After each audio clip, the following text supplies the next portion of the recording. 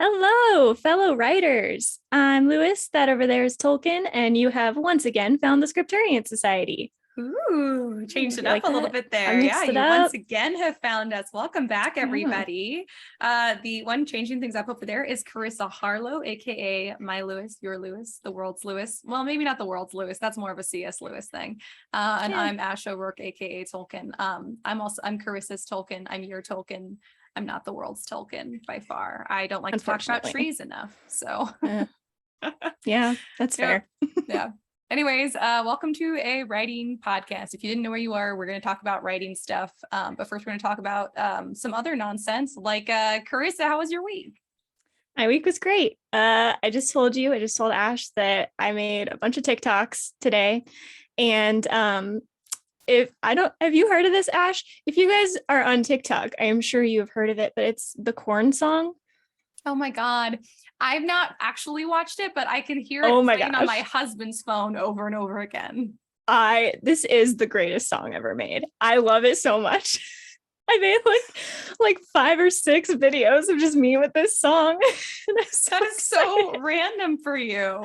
I know. It's just the innocence of the child. And also I like corn on the cob a lot. So it's just, I mean, it's not going to be about corn. It's going to be about books. When I She first made 5 heard TikToks about how much she likes corn. it's already all been said by this kid, Yeah. so you can't really make anything else about it.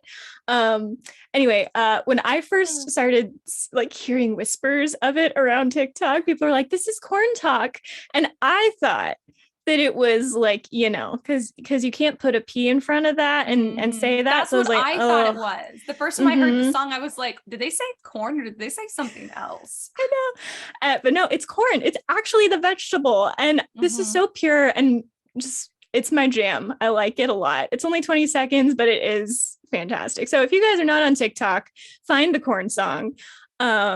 It's great. And also I will be putting out some series of TikToks with it. So Find the you can also Scripturient find it Society there. on TikTok. Yeah, if you want to hear the corn song as related to writing things. So yeah, there's that. What else happened this week? I'm kind of scattered because I was making the TikToks and I just made it in time for this meeting with Ash, which is like silly because I could have totally postponed it, but I was like, no, I will be on time. That's so nice. Sometimes I'm like, we're going to push it 15 minutes. Is that fine? And you're always like, of course. And I'm like, thanks. Because like I don't know, it just makes sense when you do it because you're super busy, and when I do it, it's because like I forgot or I didn't realize what time it was, so it feels like a bad reason. No, you can always push it. I won't be offended. We do it like 15 minutes after I get off work, so it's not like it's not a big deal to push it a little bit more. I will never be offended. I was like testing my audio as I'm like stripping my socks off because it's hot in here because I've turned the fan off, so I'm like trying to double task, and it was weird. But what else did I do? So if you guys were fans of the show Leverage, this is my dad and my like our favorite show, and we just started watching Leverage Redemption, which was like the several years follow-up, kind of like they did with Gilmore Girls, and like it's a thing now where they're doing a follow-up series. Yes. So we watched the first episode today and it was shockingly good. I typically do not like the follow-ups because they either lose the characterization or they add too much or take stuff away, or they get too like sentimental. This one got a little sentimental, but it didn't have the other problems. So I was like, I will take it. So it's really fun. About? It's these 5 like different types of criminals, and they get together and steal stuff for like the underdog and the poor and that kind of stuff. It's pretty cool. That is so relevant to our topic for today. It is. Adorable. Oh my gosh, so true. Anyway, we'll talk about that in a couple of minutes. But yeah, I love that show, and so far from the single episode I've seen, the follow-up is pretty good. The original 5 seasons are fantastic. There is not a bad episode. But the follow-up should be good. So nice. I love it. Yeah, and I think that's it on bookish things. So what about you? How was your week? Well, it's been a wild one. First, I'm gonna preface. You can always tell when I say it's been a wild one. It might not be like all good things. But I'll try and put a positive spin on it for you guys, because I'm also trying to put a positive spin on it in my brain. So first off, this is not really to do with that. Just like a heads up, if you guys are watching our YouTube video or you hear like a weird like ding, ding, ding, ding, ding, ding sound on my audio, it's because I'm recording in the bathroom. So I've got a new background, because honestly, the background of this wall actually looks really nice. It looks way better very than professional. Like, I know, way better than my unmade bed in my bedroom. And then the little pling pling pling is because it's raining outside and there's like a metal like vent up in the roof right above the bathroom, and so you can hear the rain hitting it, and there might be some thunder too, because we're finally getting rain to make up for the weeks and weeks of 105-degree weather. So thank goodness for that. It's amazing. It's like we just stepped right into September in like halfway through August, which has never happened as long as I've lived in Texas. So I'm hoping that this continues and we don't suddenly get like a true August week all the way in September, because it could happen, but I'm just hoping it doesn't. But okay, here's the big fun thing. And by fun, I am being facetious. Here's perhaps the tea, if you will. There you go. I believe that's what the kids say. Here's the tea. The kids used to say. Do kids still say that? I don't know. Things move so quickly. Anyways, so I'll ask Kendall. Kendall knows everything about what the kids are into. For now, we're just going to assume that's what they still say. We're just going to assume the kids say the tea, and I'm going to spill the tea for you guys. So this weekend, I wake up, it turns out our AC is off. We're like, oh no, because it's not 105 degrees, but it's definitely not cold enough that we can like live without stifling without the AC. And so we were like, oh my God, this is so annoying. We replaced the batteries and the thermostat, because the thermostat just wasn't on and it still wouldn't come on. And so we were like, oh my God. And so we had to call the AC people and paid them like a few $100s, because it was a Saturday and they're not open again until Monday. So they charge you so much for weekend calls. But I was like, we can't, there's 4 of us that live here. We can't go the whole weekend like without AC. Like, it's miserable. And so we had them come out, and after 30 minutes, the guy figured out the batteries and the thermostat were in backwards. So that was just, I mean, both embarrassing and so upsetting, because it was like $200-ish for that. Yeah. And yeah, so anyway, so that's how my Saturday started. And then we were like, does the floor in the kitchen looks like it's sinking? And everyone was like, yeah, it does. And we were like, what is going on? And then we realized like outside the house, like near the AC unit, you can hear like what sounds kind of like running water. And I was like, well, that's not normal. And so we were like, well, maybe there's a leak and it's damaged the subfloor somewhere. So we looked under the house, and yeah, sure enough, there's like a leak that's been pouring water. I don't know how long it's been pouring water. It's damaged the subfloor. My brother and I had to go in there and spend like 2.5 hours under my house. By the way, it's like a tiny little crawl space. All right. There was a little baby snake, like a foot away from me. And I was like, hi, baby snake, what up? And my brother was like, it's not venomous. And I was like, okay, cool. I don't care then. But we my gosh, I do. And it was a non-venomous snake. I was like, I'm not going to come after you. Don't come after me. We'll be fine.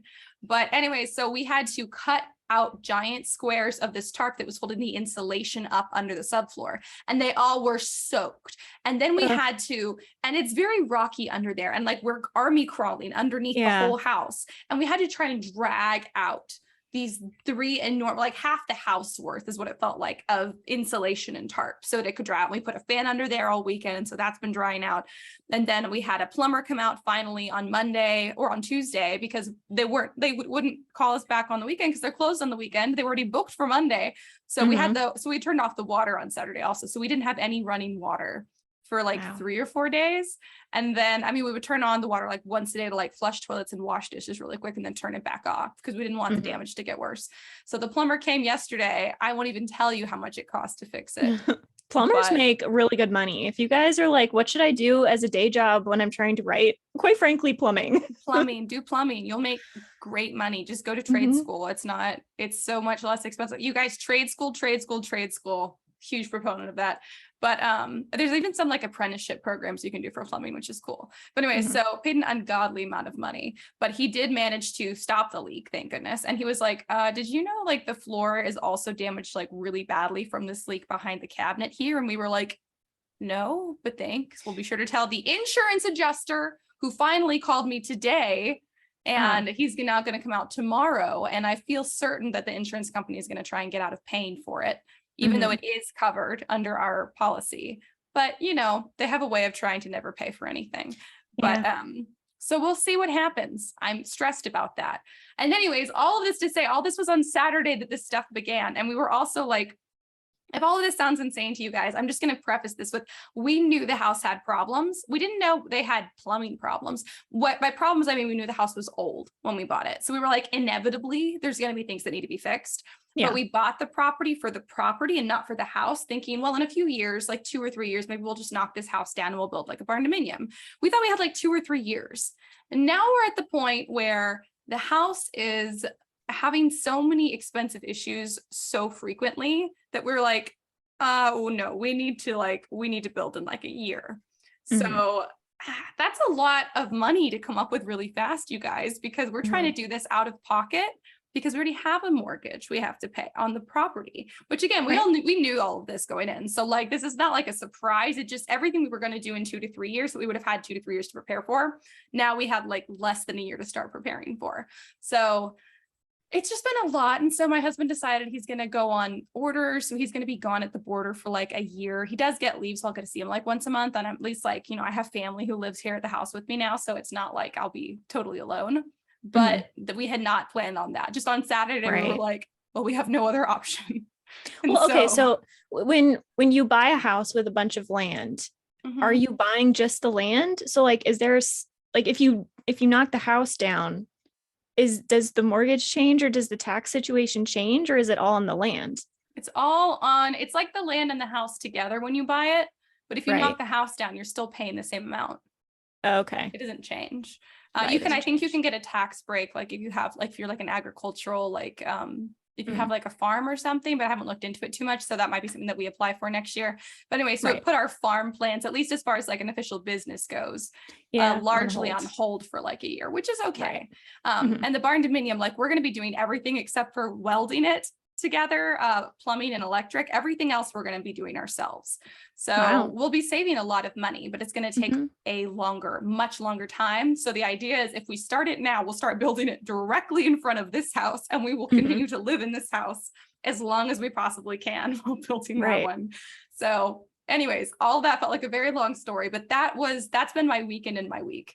So oh my goodness. It's just been a lot. That's kind of exciting from my point of view because it's like, you'll have this new house like sooner, but also stressful to get there. So I feel that. I'm excited. I feel like this is what we were going to have to do in 2 to 3 years. It would have been nice to have the 2 to 3 years to save instead of being like, oh my God, we have to somehow have this like mad rush and try to come up with at least a good chunk of the money to see if we can finance the other part of it all up front. So it is, I think it's more exciting than it is stressful, but it was very unexpected.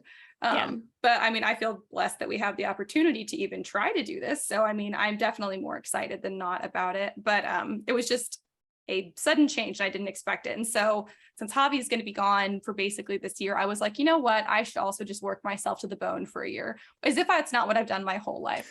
But this is gosh, Ash, start working hard. Jeez. I know. But I like the last few months have been like, you know what? I'm going to try and take it a little bit easier. Like if I have a few hours here, I'm not going to try and like find some like freelance editing gig, because I can just relax for a few hours. But I'm like, you know what? I think I'm just going to go ahead and just work myself to death for like a year and just pick up extra work and see like on the weekends and stuff and see if I can like contribute anything meaningful to this budget. So yeah, totally good plan.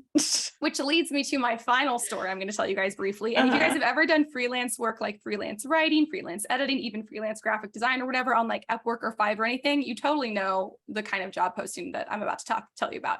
But I have done editing for years and I've worked for like editing like agencies. I've freelance edited for lots of people. Like I've done it.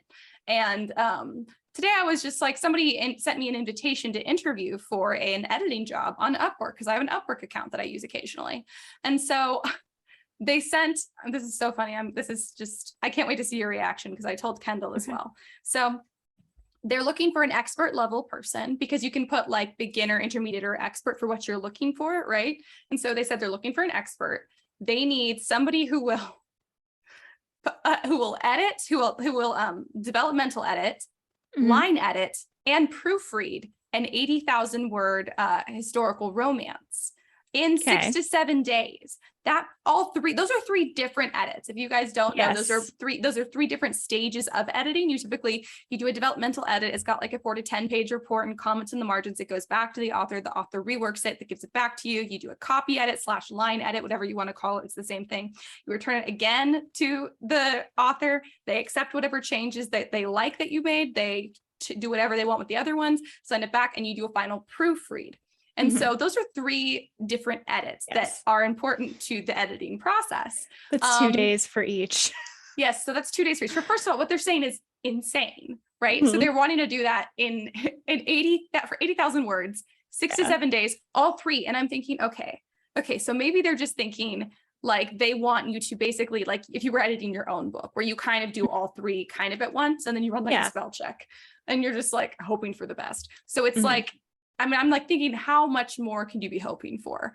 But when they sent me the prices, they said that they would charge 2.5 per word or per 25 words, or it was something weird. But anyways, they ended up saying, so that would be $200 for this project for each book. And I said, hi, I'm assuming that was a typo, that you meant to say $2,000 for a project of not only this scope with the 3 stages of editing that to be done all at once, but with a deadline of 6 to 7 days. Because typically 2,000 might still be low. 2,000 is still very, very low. Yeah.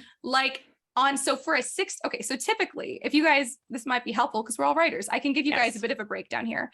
So when you're hiring somebody freelance on Upwork, you have a little bit more flexibility price-wise because you can negotiate and you can hire someone who's maybe more beginner or intermediate. And so they tend to charge lower than if you go through an agency. However, agencies tend to, and this is like agencies where you have like one specific editor you work with, not like the ones where you submit your manuscript and they assign someone. Those are actually pretty cheap. I do not recommend using those. I don't really think they're useful. But anyways, so working for an agency, and this is if you're a private editor, an expert level private editor, then you charge even more than that. So, and the kind of the level of quality and effort you get kind of depends on which one you pay. Is it a freelancer? Is it a agency professional? Or is it a, private professional editor? And so anyways, so a lot of agency work, I think it's the really good middle ground. There's a lot of really great like agency level editors. That's what I was doing. And so I would consider myself expert level at this point because I've done enough. And that agency, they're called Book Helpline. If you guys want to check them out, they're wonderful. They're really great about working with authors and with editors. And they give a lot of feedback to their editors when they're first starting, just like to make sure that they're giving the authors everything they exactly want. So like they're really rigorous and like they'll double and triple check your edits to make sure that you've covered everything. So they're great. Yeah.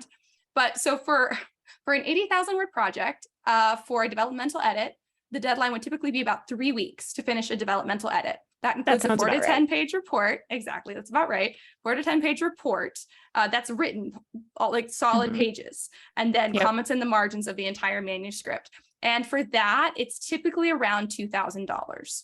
Right. Okay. This is a mid-level.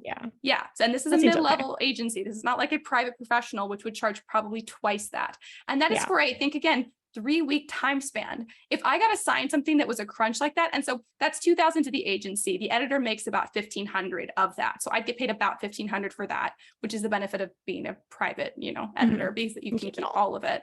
But anyways, so that'd be about $1,500, but that's for a 3-week deadline for just a developmental edit. If they wanted me to do it in 6 to 7 days, I would probably get paid close to $3,000. For a 6, because that's a whole manuscript, a 10-page report, comments in the margins. And that's just the rate. That's just the way it is. So anyways, line edits tend to pay a little more because they're more work.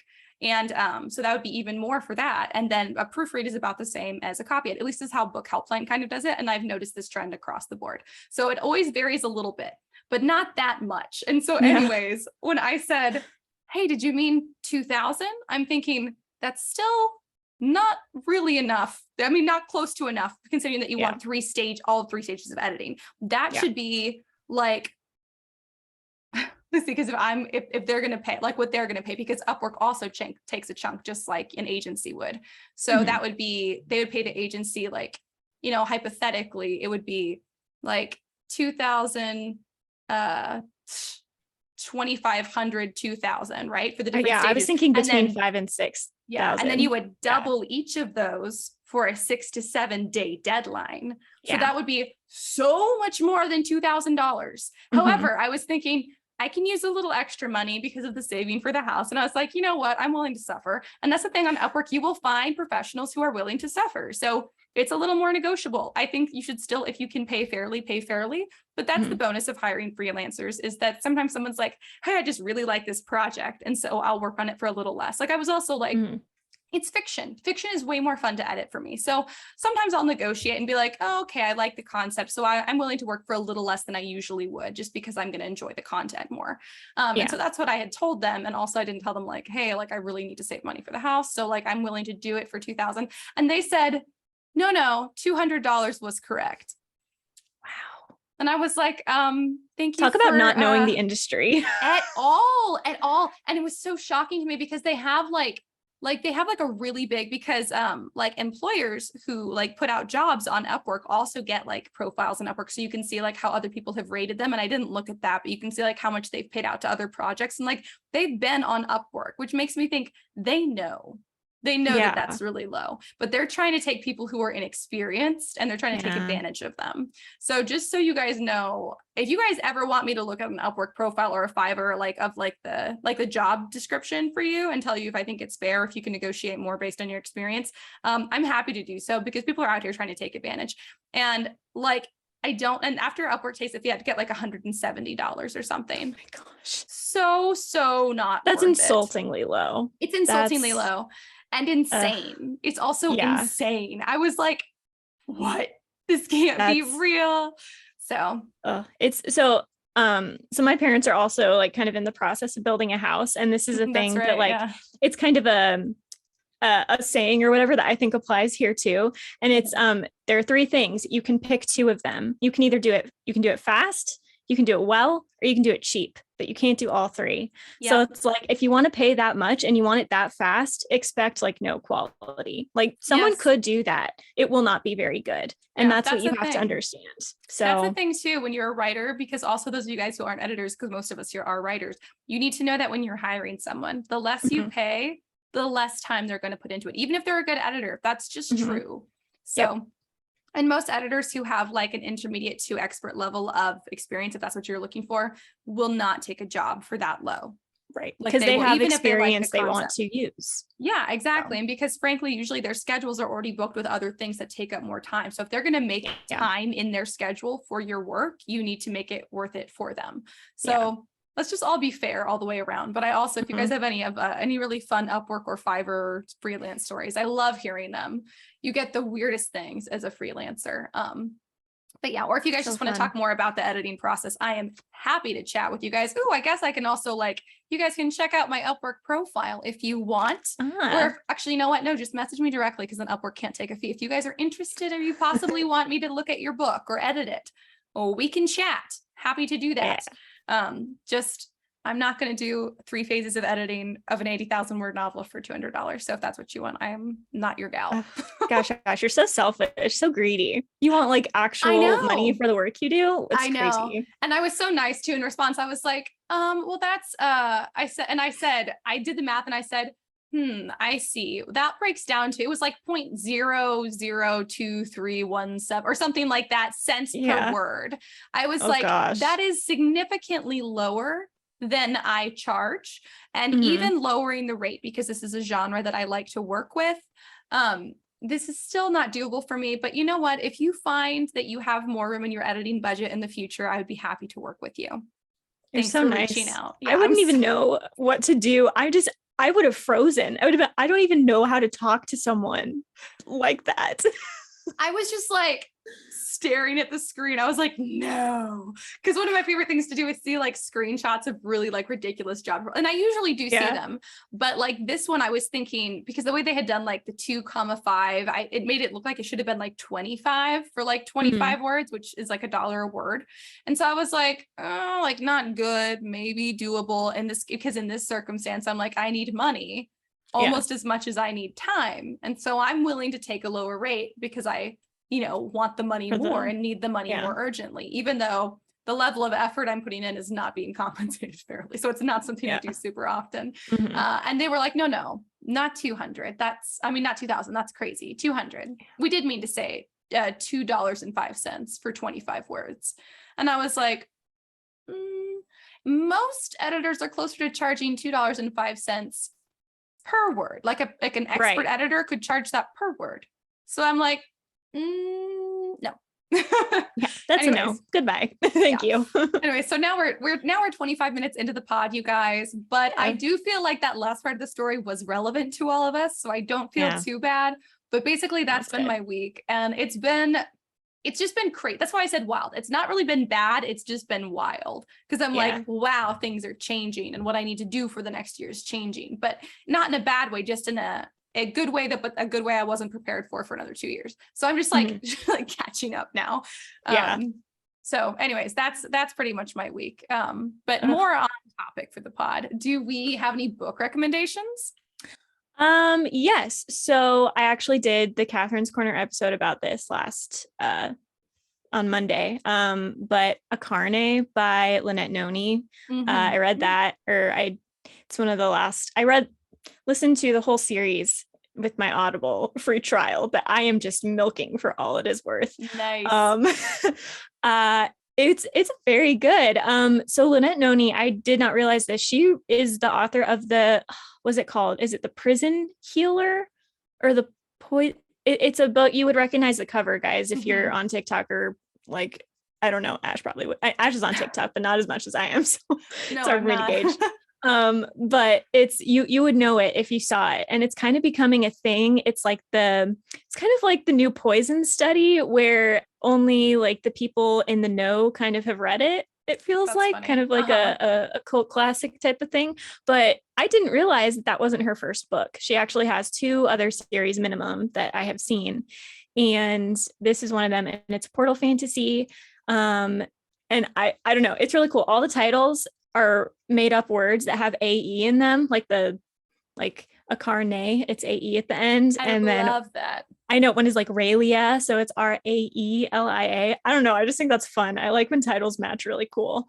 It's 5 books. I didn't love the 5th one as much as I liked all of the others, but it was good. It was a solid conclusion. So if you guys are in the mood for like a series, I think these are great. They are leaving Audible on like September 8th. So it does not affect me because my trial will be over before then. But if you are there and you want to read them, do it before then. Or buy them somewhere else, but they're very fun. So, I don't know. They're very different. Like, they're certainly YA and they're certainly fantasy, but they don't do a lot of the expected trope stuff, which I talked about in the Catherine's Corner episode. So if you guys want something a little different, I think you should read those. Nice. That's it. I'm trying to think if I have any book recs. Actually, I do have a book rec for you guys. We read Brooklyn by Calm to Bean. And you guys, it's so good. I don't know if you guys have seen the movie. It's got Saoirse Ronan. Somebody made me watch it once and I was like, this is not my kind of movie. I don't want to watch it. And then I really, really liked it. It's good. The book is also really good. I think the ending is sadder, and I'm actually glad they just tweaked it a little bit at the end of the movie, and I'm quite grateful for that. But it was really good. It's weird because it's a contemporary book. Like, it's not old, but it kind of reads more like a classic. So just beware of that and maybe find an audiobook if classics are hard for you. But it was really good. It's like about this girl named like Eilis. It's Ailish. I don't know. I don't know why I said it wrong. It's Ailish. It's Ailish Lacey. That's why I got confused. Is that like an Irish name? Yeah. It's spelled kind of weird where if you speak English, you wouldn't be able to figure it out. Yes, it is. Yes. Okay. So Eilish Lacey is the main character. And she like starts out in Ireland and she goes to Brooklyn, like a lot of people did in the 1950s, like for work to support her family. And she like meets this like Italian American named Tony. And he's awesome. You would love Tony. Tony is the only man that Kenzel and I have ever agreed on is perfect. Like, we went on like a whole like 20-minute thing on That Pretentious Book Club, our sister podcast, all about Tony. You would love Tony. So I actually think you should really read Brooklyn because you'd like Tony. I will give you guys a fair warning to everyone. There's a sex scene. This is not like a YA book. This is an adult book. But I will also say, as far as sex scenes go, these weren't bad. because I felt like they were just very realistic and they weren't like overdone, and they were also quite short. So I was like, perfect. Woo, okay, I can get over this. Moving on. Yeah, but it's good. It's kind of like a coming of age story, but like a little more interesting than most to me. So there's my book rec. Brooklyn by Colm Tabine. Nice. Yeah. Cool. What about our word of the week? Okay. So full disclosure, I do not know if I'm going to pronounce it right because, like I said, I was super rushed to get here on time. So I did not have time to look it up, but I believe it is pronounced Aonaran, Aonaran, Aonaran. And this is a hermit, loner, or recluse, one who willingly isolates from the world. But in a more metaphysical way, it's one who is one with the one, like capital O. So it can have like religious implications too, like you isolate to get closer to God. Like a monk. Yeah. Interesting. At first I was like, this is us. I know. Oh my God. It kind of still is. It is. Kind of still is. Yeah. So for me at least. Still is, yeah. But that's so interesting. I like it. Yeah. Aonaran. I don't know. I'm gonna say Aonaran. I think it is spelled. Good. It looks like a fantasy name. Like it looks like something that a fantasy name generator would spit out. Yeah. I think it's Greek. Good. I'm not sure though. Aonaran. That's good. Well, should we get into our topic for this episode? Yes. We're going to be talking about my favorite trope, which is the found family trope. And if you guys don't like it, you are wrong because it is the best trope. I love it so much. Gee, I wonder how Karissa feels about this trope. Well, I was more like Catherine, her alter ego came out and was like, you better like the family trope. Here's the thing. It doesn't have to be your favorite, but you do have to like it. Just saying. Otherwise, I don't know what's wrong with you. It's I kind of agree. I kind of agree. I feel like if you don't like the found family trope, I don't know. I mean, I was going to say that maybe you've never had like really like close friends, but I was thinking I really have not had a life like full of close friends. And I've always loved the found family trope. Maybe if you don't like found family, you have had a lot of close friends and you're like, I'm over this. That doesn't bode well for us. Hang on. Do extroverts with lots of like close friends, or even introverts with lots of close friends, do they not like the found family trope as much? This is purely hypothetical, you guys. We're just spitballing. Please contact us if you agree or disagree or have thoughts on that, because I'm really curious. But I would assume for the most part that everybody enjoys the found family trope, or at least like the vast majority. It's like not one of those tropes that's like, be careful of this trope because it might alienate some of your readers. You'll usually hit the mark with found family. So I wouldn't worry too much about that. We could use more found family.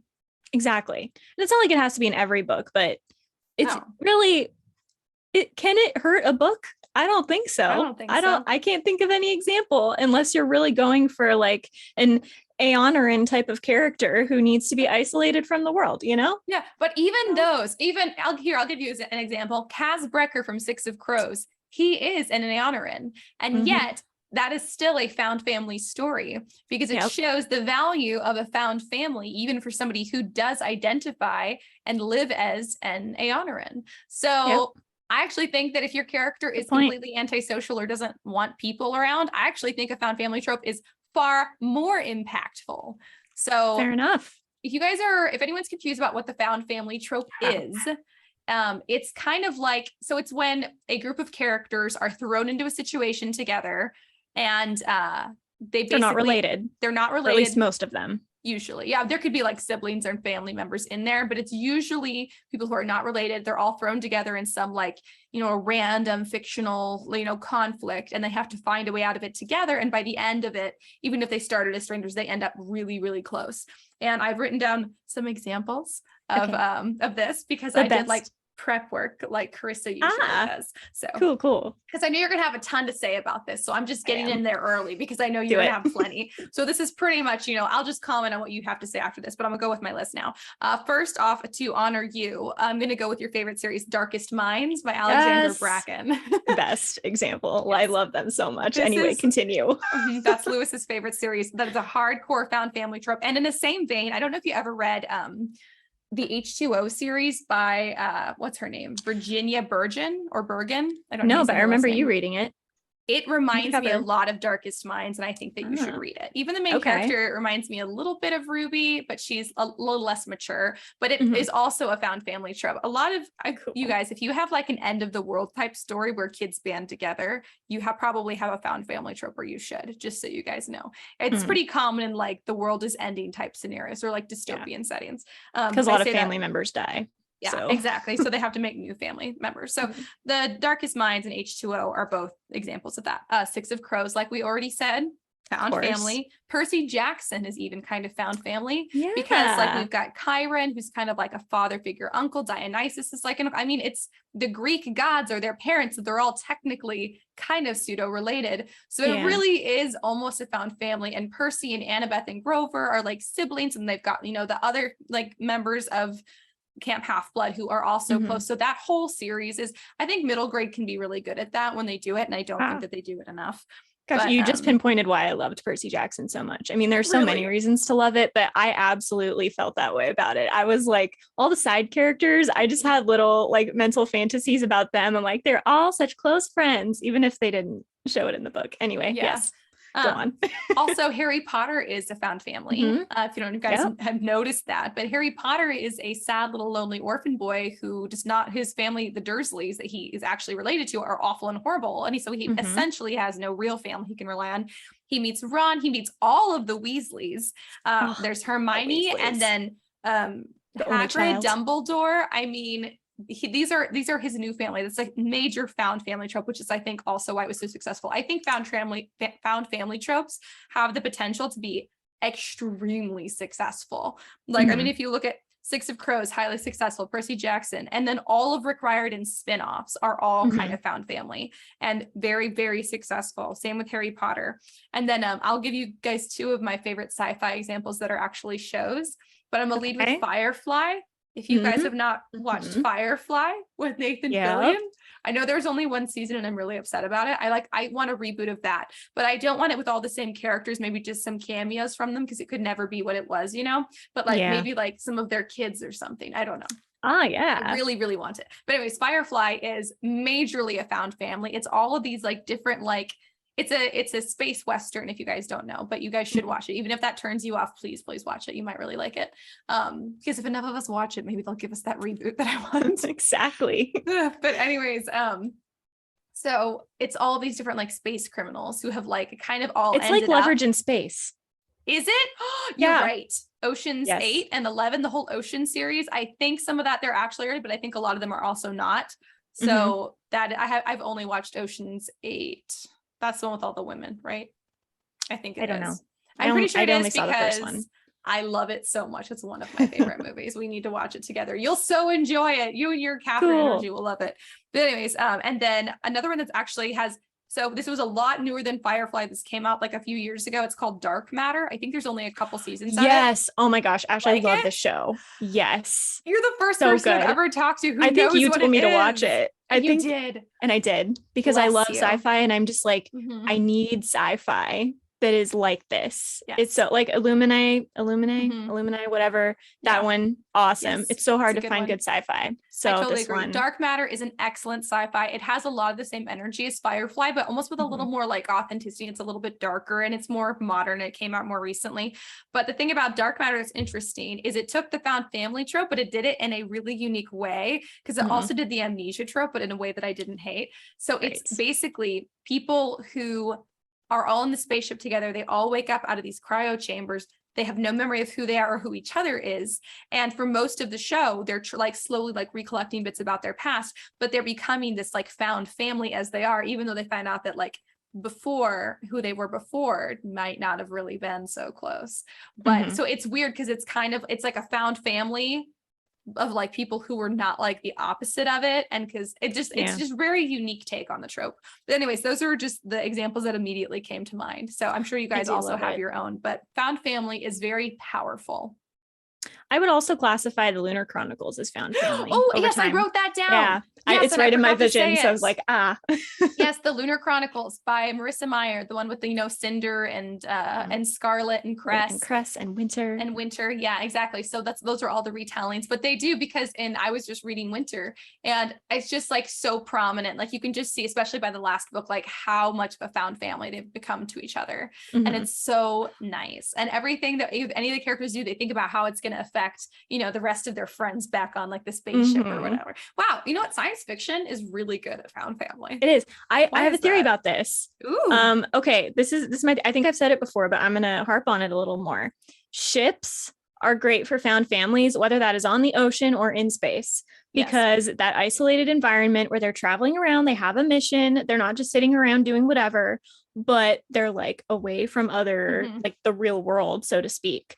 It's the perfect environment to create a found family. It's fantastic. I had a dream last night and it was so good. I wrote it down when I woke up and I just realized it is a straight hardcore found family because they're all like trapped. It's these people who all wake up in this like kind of like classroom type thing all together and have no idea who each other's are. And I like saw like the whole rest of the book. It's a standalone, by the way, you guys. Not that I started writing it all, but I love this. It's straight found family. Anyways, I love that. It's really good. Oh, so good. Anyways, it's a powerful trope. So that's found family. I love it. I think most of us love it. I think it's maybe particularly powerful and also useful in sci-fi because sci-fi can be harder to relate to. But found family is not a concept that's harder to relate to because even if you don't really feel like you have a found family in real life, I think a lot of us want it so bad that we have kind of like a picture of it in our heads of what it's like. We have the internal desire. Yeah, the internal desire. Exactly. So I think like for fantasy and science fiction stuff that's not more reality based, I think making like adding the found family trope into your plot, I think can really kind of ground it for people and really make it more relatable than it would have otherwise been. And that's pretty much my whole take on found family. But I will, I have one more take and then it's pretty much all Karissa time. Okay. I think you do have to be careful though, because we're talking about found family as a trope, but it really found family for it to be authentic also really needs to play really heavily into the plot and how the plot works because family affects you. Even your family, if you don't consider them family that's related to you, just because they're in your life so much or they were for until you were an adult or whatever, that affected you deeply and it set you on different courses in life and maybe you chose your own path, but it all kind of starts there. And it's the same with found family because as soon as there's a connection between one or more characters, they begin to affect each other. And so it's not something you can typically just drop into a book that's already written completely. Like it's not like you can maybe do that with saving the girl trope. You can do that with like certain other tropes you can kind of add in after the fact. Found family would be really difficult to do because it needs to impact every big decision that your main character makes. Yeah. And that's pretty much all I have to say about found family. So take it away, Lewis. Okay. I'm going to ask you questions because I want you to be involved. But anyway, I totally agree. Yeah. And I would have to sit here and drink my wine. My wine glass says kindly go away. I'm reading, by the way. Love it. Anyway, all right, found family, my favorite. Like so anyway, I do on topic. Yes, I stay on topic, Ash. Obviously, I do love found family. I do agree about your genre point that in like fantasy and sci-fi, it can be really useful to put a found family in because it does make things really relatable.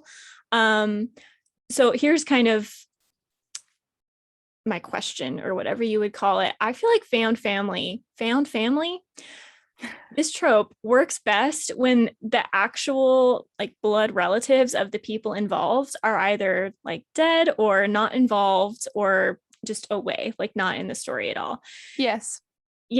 So I think this is why it's really hard to do found family in more contemporary stories because most people, like if you're writing a book taking place in the real world, most of us are connected to our families in some way. And even if you're adopted or in the foster care system, maybe the foster care system or would be a good place to do a found family because the people who are there aren't related. But generally speaking, like the average person in America knows their family.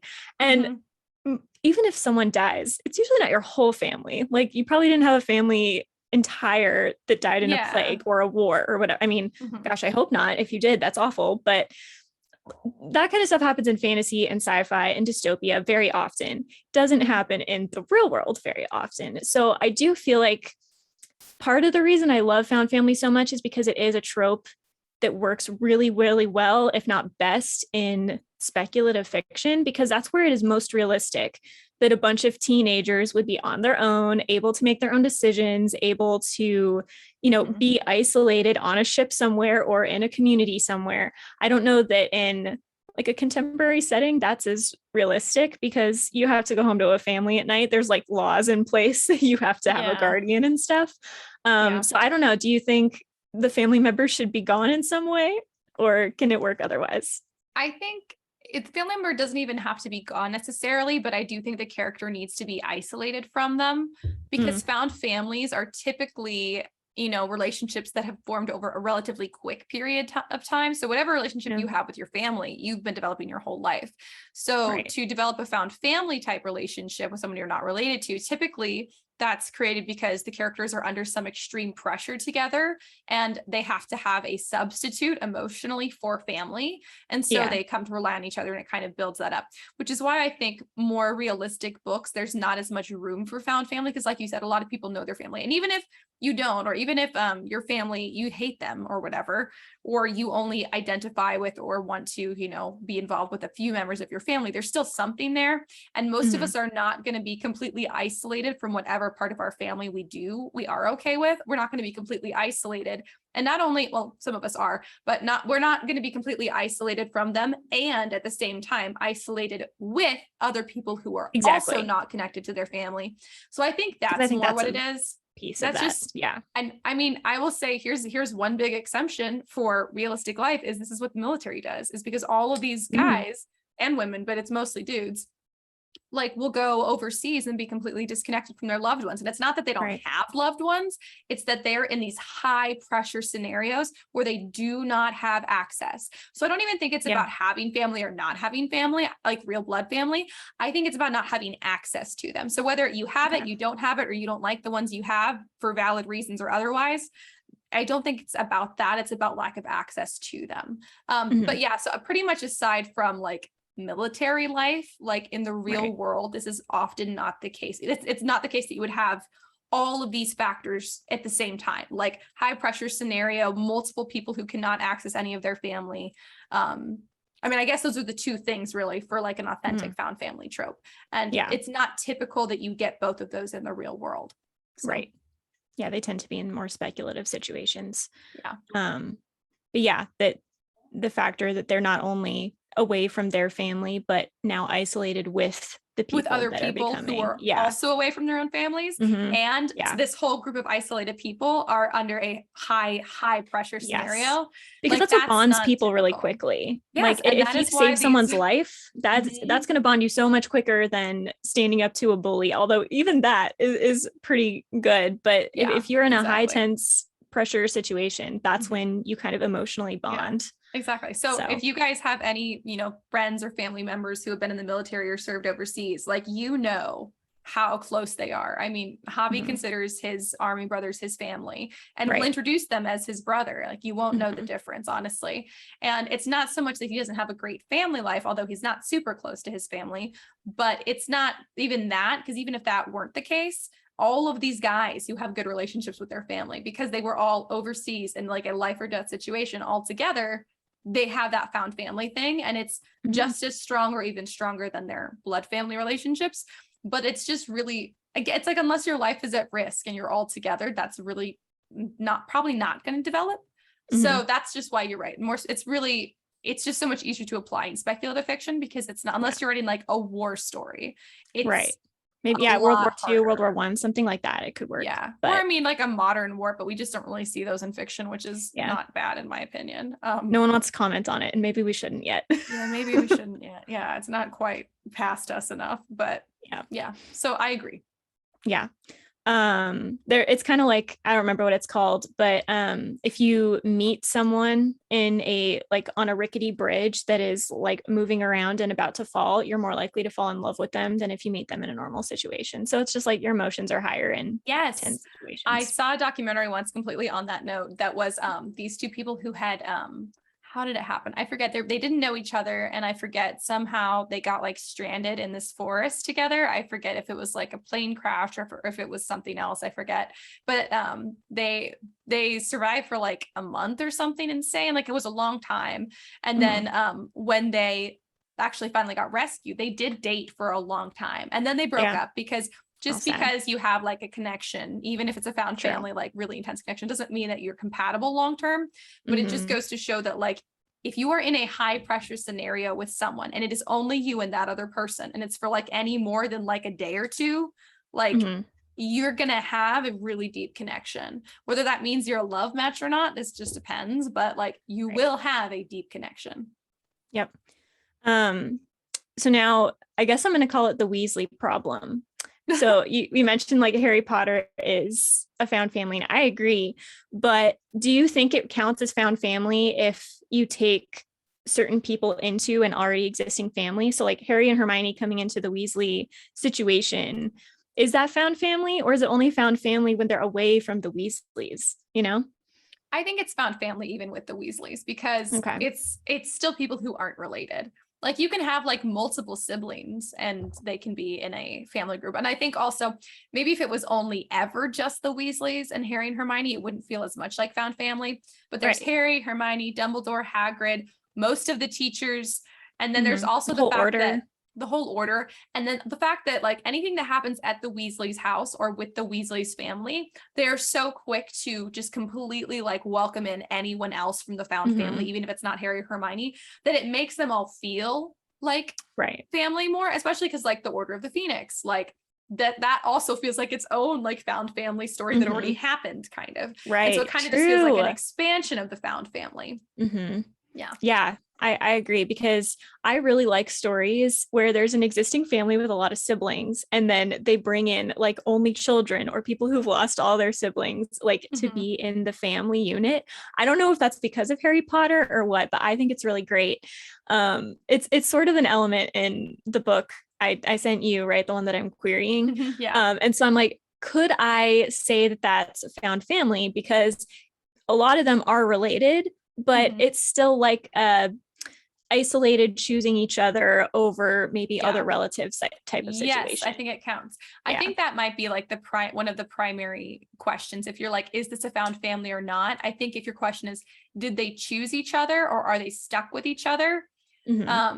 Like, or maybe the question is because they are stuck with each other in your story, or at least for part of the time. It's, would they choose each other now that they know each other? And if the answer is yes, I'm gonna say that's a found family. Yeah. All right, cool. Let's try. This is good for me. Anyway, and then you also said you're talking about the military, or not with the military point, but you're talking about the dating, when like just because you're in this tense situation together doesn't mean you're long-term compatible. I do think that if you're doing a found family trope, you should make them long-term compatible, because that's just what's going to be really satisfying for readers. I understand realistically there are a lot of, obviously that's not going to be true. But we don't come to books for realism, even realistic fiction. We want to see the ideal. And in the ideal world, that found family person that you fell in love with will be your found family for the rest of your life, because you guys are going to love each other for the rest of your life. And also because most likely if you are writing a story, it's just that like being somewhat kind to and respecting your readers a little bit, where if you've built them all the way up to this relationship, and then it falls apart because you were like, it's realistic.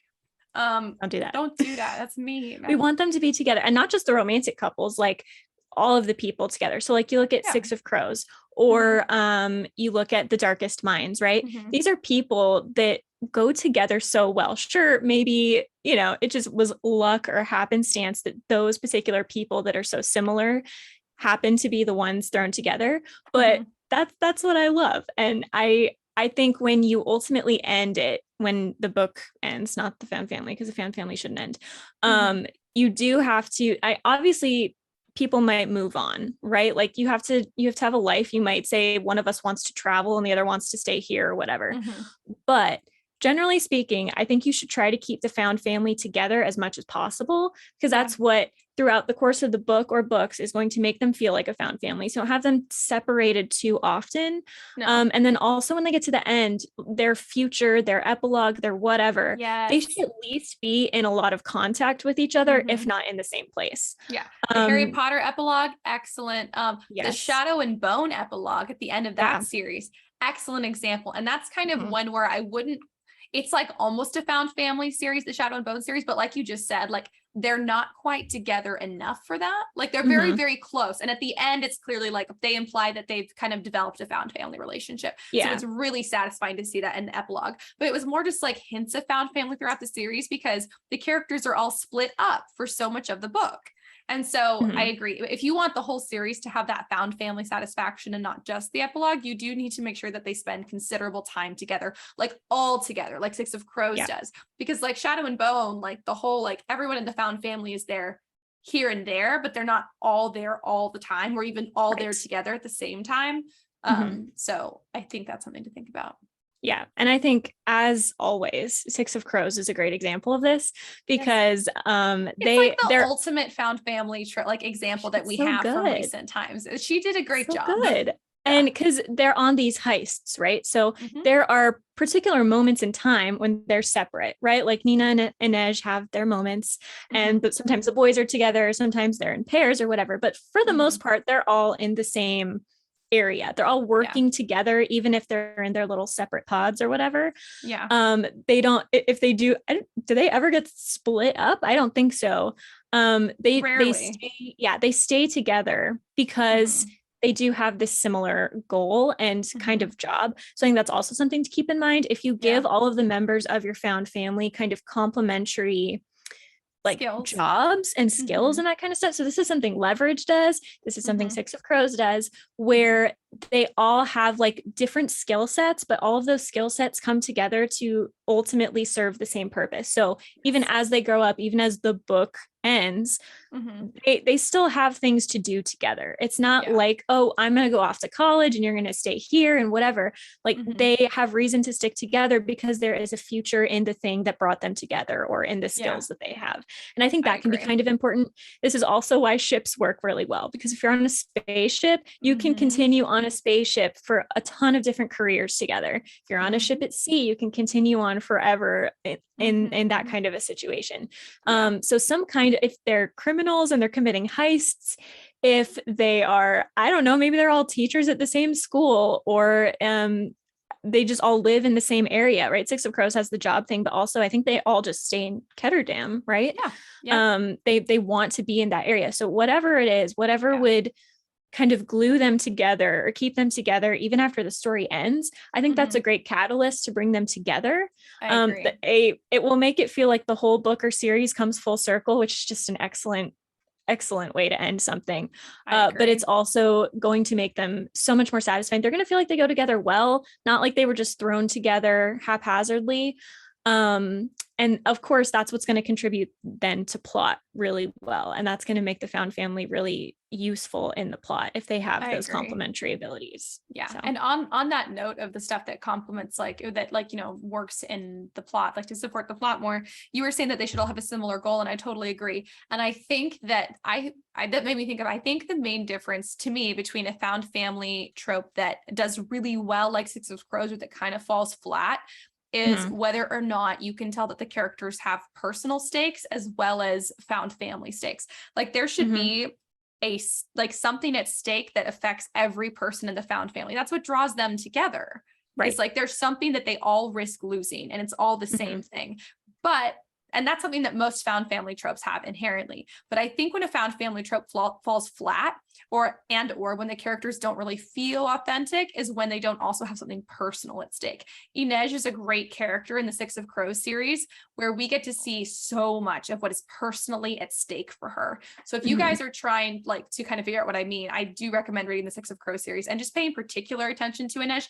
All the characters have it. We just spend a little more time on Inej's personal stakes. So while what is at stake for her is the same as what's at stake for everyone else in the Six of Crows, her found family, she also has very specific things that are, if they go wrong for the family, are going to go wrong for her, but in really different and kind of worse ways in different areas. So it's important to note, like, some of those are going to overlap and be the same for the family. Some of them are going to be different for Inej. And occasionally, and I think this is what really makes it, occasionally there's going to be something at stake for one of the characters, or more than one of the characters in the found family, that is in controversy to something at stake for the family.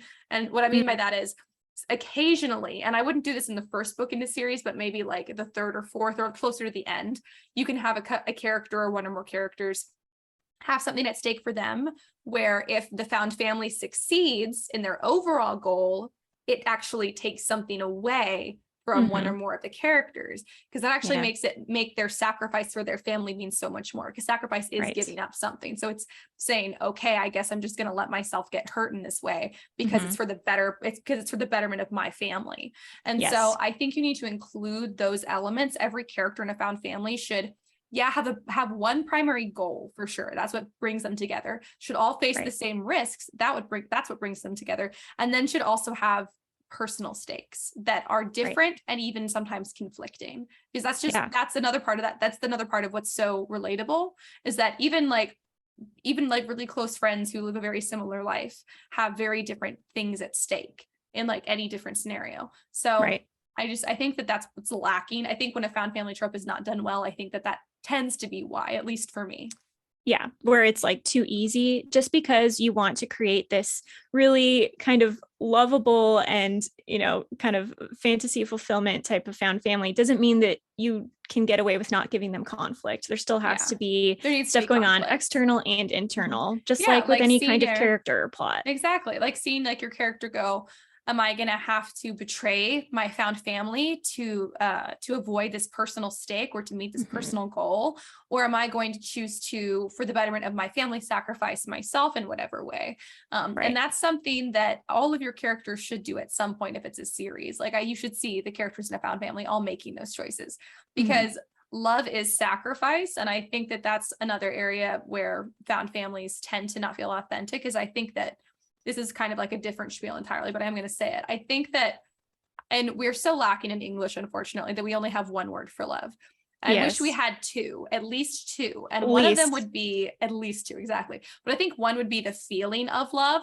I think that's 10% of a relationship, though.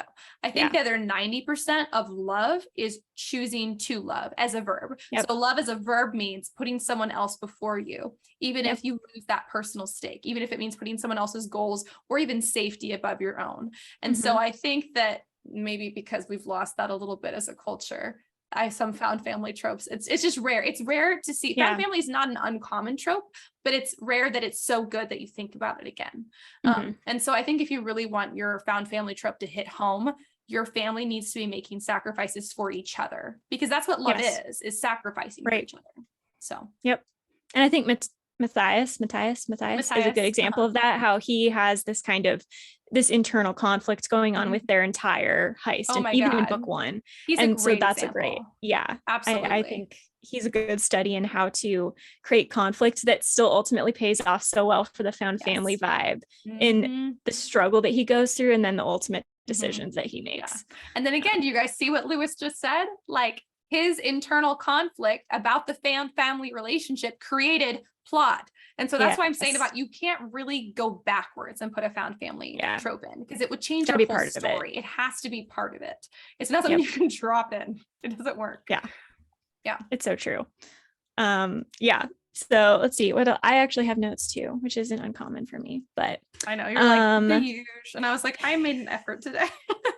I'm like, which one is most closely related to the point we were just talking about? Ooh, you're so good at transitions. That's how it works in writing too, you guys. It's true. And yet that's it's why she's struggle good at with transitions. Oh, really? I don't think I am. You're really good at them verbally. So thank you. Anyway, so I guess the point, it's kind of similar, but along with the similar kind of goals in life, I think you want your characters in the found family to be similar in their worldview, in the sense that they will have similar goals, even if, like Ash said, they will sometimes conflict. But you do want each member to be very unique and separate from the others as well. It's kind of like when a couple is always together and you can't really distinguish them apart from each other. They feel like less interesting and more flat because it's, you know, him and her, not just him or her. So with a found family, you don't want, of course, you want them to go well together. They need to have chemistry as a group. They also should have chemistry in pairs and in different combinations of the group, but you also want them to be individually very interesting. This is again where skills can come into play. If one, this is where leverage is great. So like they all have their role, right? You have hitter, hacker, grifter, thief, and mastermind. And so the hacker is the only one that can really do stuff with computers. And so that makes him really interesting and really unique. He's necessary to the group. And we as viewers, because it's the TV show, find him really intriguing. Same with the thief, right? She is the only one that really has this particular skill. She's the one they call on to do certain things. That makes her an interesting character. If you have two or more people, especially if it's more, but even just two in the found family that are too similar to each other, it's not going to feel as authentic or even fun because you want them to be different enough that we feel like the chemistry of the group or like all of the banter that's going to come out of it, that every person is distinct enough that we are getting to know the group like through their individuality almost and how that very particular group would function. Because even within the found family trope, you really shouldn't have found families that are too similar to each other within other books because they should all be so distinct that the dynamics of the group, that's the word I was looking for, the dynamics should work. I don't know, well, like they need to work on multiple levels. So yeah. Did you have a follow-up to that? Yeah, I do actually, because that made me think, absolutely. And again, I'm going back to Six of Crows just because I think this is the best modern example we have of found family. So I'm just gonna, if you guys want to get a feel for found family and you have not read Six of Crows, I think it's the best example you can read by Lee Bardugo. If you guys are somehow out of the loop on that, no shame. Just like go read it if you really want to do the found family trope, because so well done. But I think very much to what you were saying, every character should not only be different, but should have different types of relationships with the different characters in the family. Like think about that in your own family. If you have like a somewhat healthy relationship in your family, if you have some relationships in your family, even not healthy, you have different dynamics between different members. Like there's some things I'll joke about with my brother that I would not joke about with my sister. And there are certain things that my sister does that annoy me that for some reason don't annoy me when my brother does similar things. And so that's just the way human relationships are. And so you should definitely have that. And you can have moments where one of your characters is closer to a different character than another. Some topics in life, I feel really close to my brother on. Other times I feel really close to my sister about different things. And your characters should have that too. And it's okay, especially in a found family, if you have like a few characters that are closer together than others. This works really well for like, if you're building like a romance between two of the members, like Kaz and Inej have a very, very different type of relationship than Kaz has with all of the other members. And he cares about all of them, but the relationship with Inej is very different.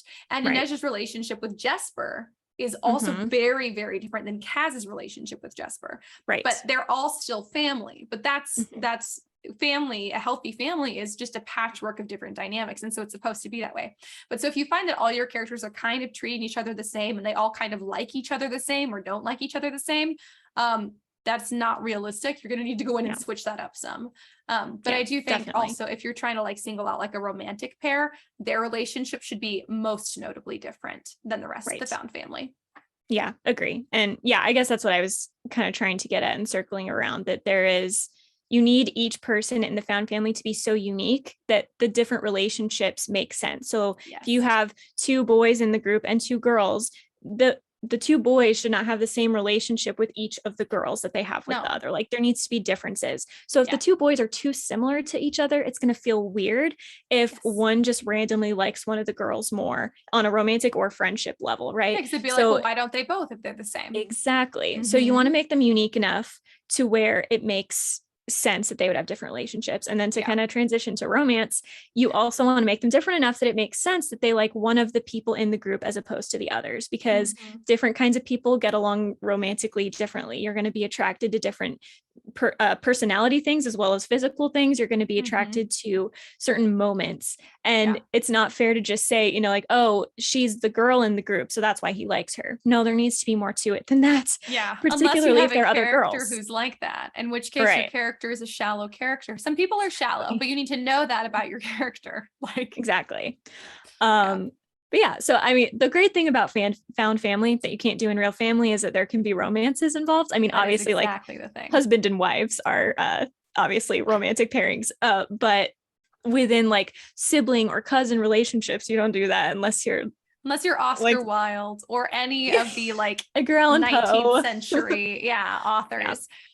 Don't do that. But you can do it in found family. You can have a sister brother relationship that like, well, like you have a couple that they don't quite want to think of each other as brother and sister, but they're really good friends. And they can have one person that they both think of as a brother, right? Yeah. Even though they are not themselves a brother sister type of thing. You can have that thing where they seem from the outside to have a brother and sister relationship. And maybe earlier in their relationship, they feel like they consider each other brother and sister, and then the relationship develops into something more. And the difference there is a real brother and sister relationship would never develop past that point. It shouldn't. But in a found family, it can develop past that point. It doesn't make it any less found family. And we can hardcore ship it. Yes, we can. And it's wonderful. It's so good. And I also think one of the reasons that's so great is because that person is already so ingrained in the group that it's just like everyone's getting along and just so happy together that it's not like you have to bring a new girlfriend or boyfriend into the group. Which I will say, something that bothers me in found family is when you have the first book and then maybe later on in the series, like other people or like they try to bring other people into the group. There's nothing wrong with this in real life. I understand that in real life, new people come into your life, you date different people, whatever. This is very I don't like it in books to say that. Yeah. I don't like it in books. I want the found family that we get in book 1 to be the found family that continues. And if you're going to bring someone new in, I either need them to be not affecting the dynamics of the group at all, or I need them to be a traitor. Like, I don't want them permanently there. Yes. What? So you read the Shadow and Bone series. So what did you think about Nikolai? Because he really did not like Nikolai. You did not like him. I did not. That is why. That's why I'm not going to read King of Scars. That's why I don't. Nope. That's it. Oh my God. I love Nikolai. You and I differ. We differ quite significantly here. I mean, I do think that it shouldn't actually not. No, I'm going to go ahead and stick with that. We differ significantly here because you were saying that you don't want the relationship of a new person in the found family to affect the dynamics of the existing found family. Right. But that does happen. But that happens between Mal and Alina because of Nikolai. Now, and that's why I don't like him. Well, it's all I want to like him, Ash. When I look at him, being immature. I know. When I look at him on his own, I'm like, Nikolai is great.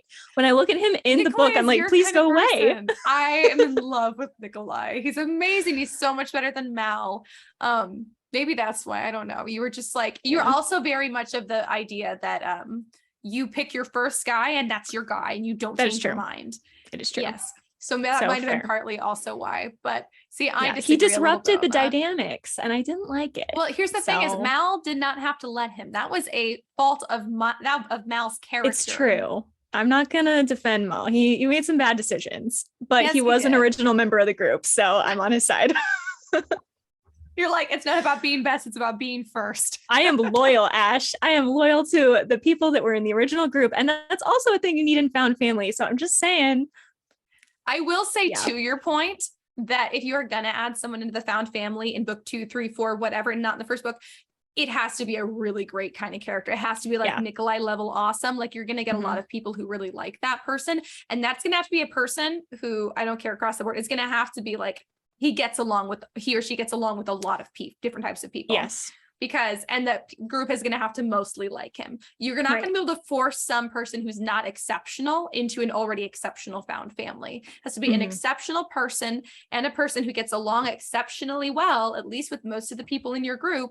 And it's going to have to be someone who at least most of your group respects, even if they don't trust yet, and they come to trust by the end of the series. But it is a lot harder. I think it's good for a long series because it shakes things up a little bit. See, I actually kind of liked it with Nikolai, but I do think it's a lot more difficult. It's a lot shakier ground. You have to be very, very intentional about how you do that. Yeah. Well, here's where we disagree in general that might be ultimately causing this divide. I don't like love triangles. So adding a love triangle to a found family is just like, what if it's someone else? It's like adding ketchup to steak. Ketchup to steak. Yeah, who would do that? It's gross. The steak is already perfect. You don't need to add ketchup. I'm just saying. Oh my God. What if it's like steak sauce? Like, what if you just like, what if it's something different? Steak sauce is fine. And ketchup can go with French fries, but you don't add ketchup to steak. You don't add a love triangle to found family. Well, what if you it's can something do one or like, the other? like it's think like a hot dog, not steak. Okay. Mustard is good on hot dog. You know what else is also good? Is ketchup is also good on hot dog. Yeah. It appeals to different people. I like my metaphor better. Because your metaphor only allows for one love interest. Yes. And here's within the found family. Okay.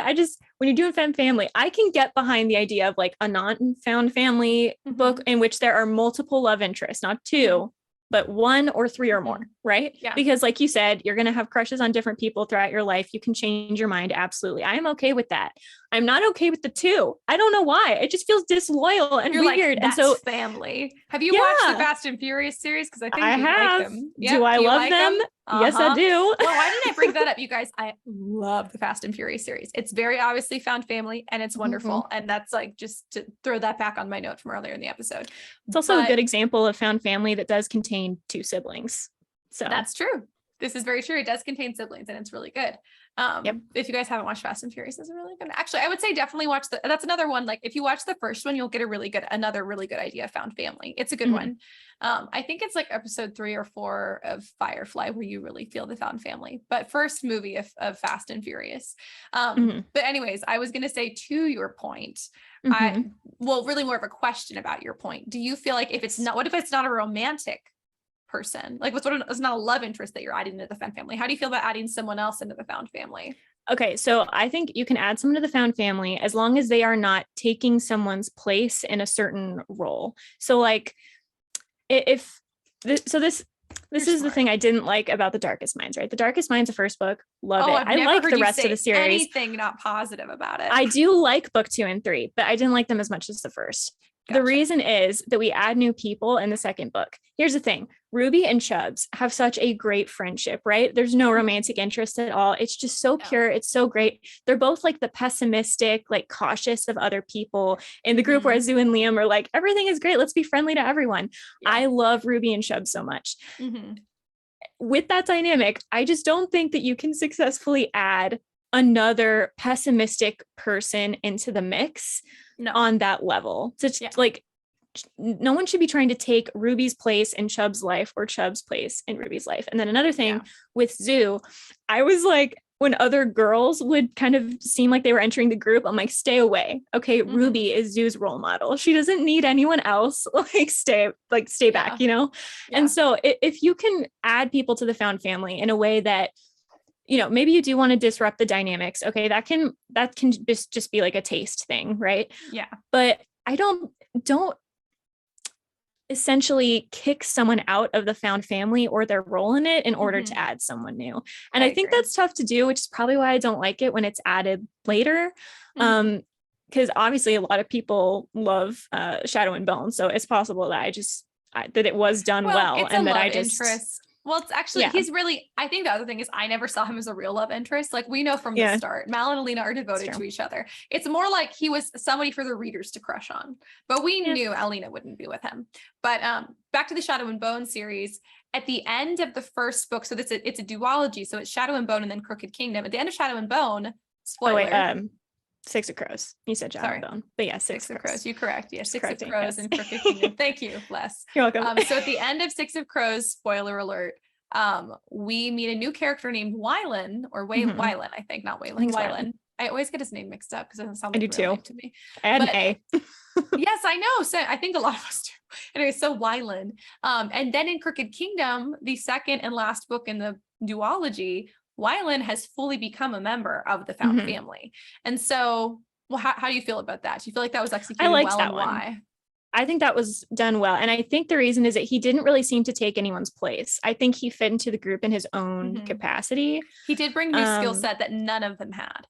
Yeah. So I liked it there. I don't know. Okay. So it's not even an author thing because those are both Leigh Bardugo examples. Maybe it's the love triangle thing that I just don't like. And you guys can do whatever you want. Obviously Ash liked it, so it's not a hard and fast rule. But I like Nikolai. And I also feel like Nikolai was never super part of the found family. I feel like he was, and again, like Shadow and Bone, I wouldn't list as a found family example. I think it has some elements of it. I think the epilogue implies that a found family has developed. I would not say Shadow and Bone is a found family book. Maybe that's part of why. And because Nikolai is never enough of the group to consider found family. He and Alina are close, absolutely. And then the rest of like the found family that develops comes to really appreciate him for who he is and what he does for the kingdom. But he's never really a part of the group. There's very like different elements, like different like relationships. I mean, Shadow and Bone is not a found family book. I do want to say that, except for the epilogue. But I will say that I think like the different, like you were saying, like a found family should have different dynamics between different characters. I do think it's a good example of that, because they're all kind of part of the same group, but like Alina's relationship with each of them is very different, and the relationships they all have with each other are very different. So I think it's a good example of that, but I don't think they spend enough time all together as a group to be a found family. So. Agree. Although I will say for the dynamics, like I'm saying, don't replace anyone. A good example of how to add someone into the group in Shadow and Bone is, so you have Alina and is it Jenya? That's her friend's name. Yeah. And then Zoya comes in kind of later, right? And Zoya is very different, and she has a very different relationship with both of them, but she still feels like part of the found family thing going on. Yeah. Well, so also, she doesn't replace. Was there. Yeah. And she was there from the beginning. So I think it's easier if your characters already know her. Like she wasn't a part of the quote unquote, if we're going to call them a found family, and you can loosely say that they were, if you're going to call them that, then she wasn't a part of that at the beginning, but we did know her at the beginning. True. So yeah, maybe hinting, like giving us a cast of people that we can kind of pick from for the later books to add to the found family. Yeah. That can work. I think so. But then also just the fact that Zoya doesn't replace Jenya as Alina's essentially best friend. She doesn't, they have a very different bond or whatever you want to call it. So that's potentially a good example of how to add someone into the found family. Like we said, like kind of foreshadow it, have them there at the beginning. Tolia and Tamar, they are added in significantly later in the series, and they're also siblings. They're great. I do like them too. And again, they didn't take anyone's place. They're very took on a new role in the group. So I think that's the key, maybe, to adding people into the group. Yeah, I think so. I think that's what it is. You don't want to overlap. If you're gonna add someone, you don't want to overlap at all, like in skills or personality. And that's not even. And that's another thing that's like a little bit different from reality, because in reality, you can have people who are more similar in the same like friend group and still call it a found family, and it still feels like family. But I think in books, especially when it's someone who wasn't already in the group, it's someone who's joining the group. There's something that's just dissatisfying about it if it's not someone who brings something completely new to the table. Yep. Yeah. So I guess that's my pet peeve about found family. That's really the only thing that will make me not like it. Except for this, I don't know, is this my last thing? This other thing I'm going to talk about. This is my pet peeve with found family. If you are writing a found family, I think you need to trust in your writing ability, and two, in your readers to pick up on that. I don't think we need to be going on and on about how they are family. So if you, this is my pet peeve also. Yes, you can have one scene in the entire book or series, like not per book, per series, per story. Yes. You can have one scene where maybe someone is like concerned that they're not going to be forgiven for something. And then one of the characters is like, we are your family. We got this. Like, we got you. It's fine. You can do that once. You can do a scene where like maybe every once in a while, but I would also say just once, where internally the main character or the point of view character is talking about how these are her family now or his family now. Yeah. Do not wax on about it. This is so annoying to me. They can have moments maybe where they're like looking at a particular person or the group and they're like, yep, this is what I'm fighting for. I love them so much. I'm so glad I found them. Yeah. Don't have them harp on how they're family now. Don't have them talk about it constantly. Don't have them think about it constantly, because that's not really how relationships work. Yeah. I mean, you think I love this person, but it's, I don't even know that it's constant. Is it constant for you? It's not constant for me. It's usually in moments. This is the thing where it comes back to love is not a feeling. That's 10% of love. And I say 10% because it's a feeling that you don't have actively all the time, but love is a choice. Love is an action specifically. That's something you can have 90% of the time. So if you want to convey that the characters in your book are a found family, don't wax on about it. Like Karissa said, like once a series, like maximum, honestly, but it's the way that your characters speak to each other and act towards each other and for each other that will communicate how they feel. Because there are things that you would do and you would say for family that you wouldn't do or say for anyone else, even for friends. And so that's going to be the most effective way of conveying it. It's not like Six of Crows is ever like, we're a family, like Dominic Toretto does, but it's I know, just I was a gonna say really good Fast and line. Furious does it and it works there because it's They like, do it. Yeah, but it's also so funny that we've made a joke out of it. That's the thing. It's also so like, you didn't need to do that, that we all joke about it. But Six of Crows never does that. It's just that they make sacrifices for each other that only family would make for each other. So that's, I mean, actions speak louder than words. That's true in life. That's very true in books, especially in found families. It's true in family and love in general. So I highly agree. I very much do not do the wax on thing about it. Even like thoughts about it. Like you're not always going to feel like warm and fuzzy towards the people in your found family or your real family, or even if you are, you're not thinking about it all the time. So, it's not a conscious thought. It's just there underneath everything. It's just there. Like, hey, I just like, it's your roommate. Hey, I know my roommate had a bad day at work today. So I'm going to like take in the trash for them or whatever it is that, would be something they're going to do, which is the same type of thing you could do for your mom or your sibling if that were the case. So it's just that kind of going out of your way or keeping them in mind. Or in Winter, in the last book in the Lunar Chronicles series, there is a moment where, spoiler, Cinder is in prison and she's afraid that everyone, all of her friends on the ship are going to be captured. And she has a line, and it's just one line that says something like, all I could think about was the fact that we had failed and that all of my friends on this spaceship were waiting to be, that I had basically led all of my friends into this awful situation. That's not the kind of responsibility or feeling you would have for some like casual friends or for like some people you kind of know. Like the level of responsibility that Cinder feels is the kind of responsibility you would feel towards your family.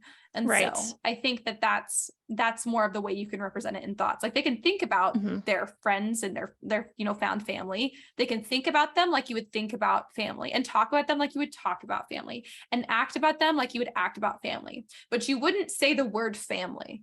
Like exactly. Why are we harping on and on with the word family? She was like, so many other words to me, and you're like, yes, we can tell. I got it. It's a little bit of that show don't tell thing also. It is. Just in the little things and the big things. Like maybe they trust each other when they seem suspicious and they still like, I still trust you. Maybe they're loyal when it seems like that's going to be really detrimental, right? Or maybe they do make a sacrifice that you wouldn't expect them to make even earlier on in the book if they're selfish, and then later they make a sacrifice like that. Now there's been growth there. That illustrates that they are a found family, not using the words, you guys are my family. I think the two most effective ways that if you guys are like, how am I going to do this without like implying that this is a found family without saying it? I think your two most powerful tools are high stakes trust and what was the other one? We just said it. High stakes, something I'd already loyalty, sacrifice, yeah. High stakes, loyalty, and sacrifice, because a family, like the quote unquote ideal family, which is essentially what the found family is, trusts each other so much that they would put their lives in each other's hands without that person having to prove why they should, or why they're valid, like why it's valid for them to trust them that much. So high stakes trust, like Six of Crows, regularly puts each other's lives in each other's hands. They don't even like think twice, or if they think twice about it, they just think twice about it because it's scary, not because they don't trust the person. So high stakes trust, and then willing to sacrifice their own interests and their own stakes and their own goals for the goals of the betterment of the family in general. I think that those are the two most effective ways you can communicate that this is a found family without talking about it, waxing on about it. I agree, because that's just so annoying. Please don't do that. There's really just kind of convince me that you're not family. I know. And it's like you, at that point, you as a writer are just showcasing that you don't have confidence, that you've clearly communicated it, and just, you have, right? Just have confidence that you've communicated it. I'm sure people understand. So it's okay. You don't have to say it. So strongly agree. Anything else you want to say about found family? Nope. I think you covered the stuff that I had on my list that I hadn't crossed out yet. So hooray. Well, what about writing updates? writing updates. I have decided to focus on a short story so that I can submit it to the L. Ron Hubbard's contest in September. Yeah. There's a deadline coming up. Mention a couple years ago, right? I did. I'm looking to work my way up. But yeah, if you guys write science fiction or fantasy, L. Ron Hubbard's Writers of the Future contest is pretty great, mostly because the word count allowance is so high. You can get to 17,000 words, which is rare for a short story. Yeah. Yes, it is. So if you're long-winded like me, this is very beneficial. Also, it's just a really kind of prestigious award kind of to win or to be mentioned or whatever. So I am writing, this is my TM for titles. I have my shirt on. I don't know if I can show it to you guys, but it's pretty cool. If you can see it, it's jellyfish in a forest, and it's a story called Jellyfish Jungle. And I'm very excited about it. It's one of those things where I have all of the vibes for it, but not really the plot, but I love it so much. And I think it's going to be really good once it's done. I have just like little things to figure out plot wise, and it's kind of weird, which is why I feel like it'll be good in the L. Ron Hubbard's contest. Yes. And I'm just excited about it. So I've been kind of working with that. I'm toying around with whether or not I want it to be in first person or third person. So I've been rewriting it in both. Interesting. So that's what I want to read it. I can't wait to read it. I liked your last one. It was like Through the Mirror or something. What was it? Through the Mauve Mirror. Yeah. Through the Mauve Mirror. Yes. That alternate dimensions. It was a good one. That's the one I got the honorable mention for. So I'm excited to read this one. You're good at short stories. I really struggle with them. So that's exciting. Thank you. I hope I'm good at them. I write really weird stuff in short story format. Like I go full on tragedy most of the time because I can't go full on tragedy in books. I can go like half tragedy. It's easier to be more like literary in short stories. It is. So, and you know, people die and there's no bright side in the short story. Whereas in a book, you want to give a bright side. Yes. Just a small tip. Anyway, what is your writing been like?